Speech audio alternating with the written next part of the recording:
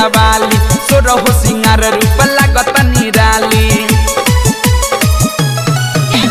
डोलिया से उतरल बाड़ी से रवाली सोरहो सिंगार रूप लागत निराली पाँव धोए खातिर लावा गंगा पानी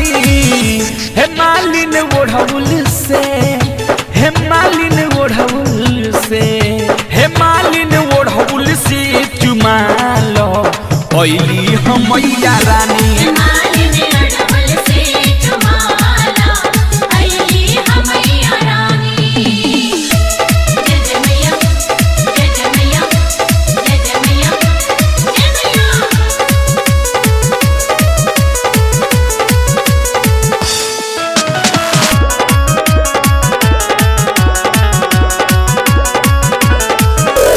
पाहम परल बा जगत जननी के धरती भइल पावन हो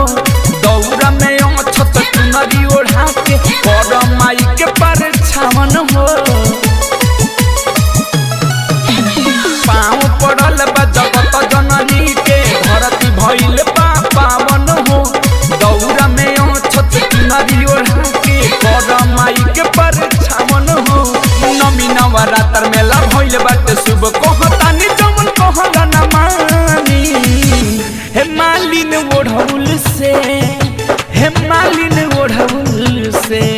हे मालिन ओढ़ौल से चुमालो ओइली हमैया रानी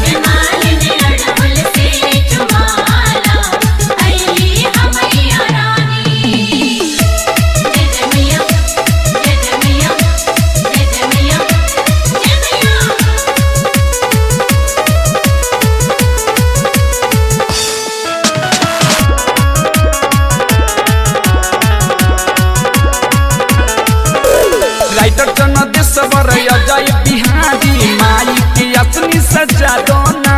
झूले खातिर निमिया के पेड़ पर रेशम के झुलुआ लगा दोना आय हाय राइटर चन देशवर अजय बिहारी माई के अपनी सजा दोना झूले खातिर निमिया के पेड़ पर रेशम के झुलुआ लगा दोना पर कुछ सेवा माई के मिली तोहरा मेवा अलबेला तोहर मिट्टी परेशानी हे मालिन ओढ़ौल से हे मालिन ओढ़ौल से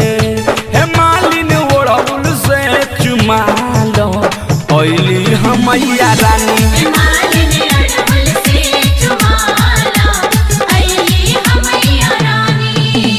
डोलिया से उतरल बाड़ी से रवाली सोरहो सिंगार रूप लागत निराली पाँव धोए खातिर लावा गंगा पानी हे मालिन ओढ़ौल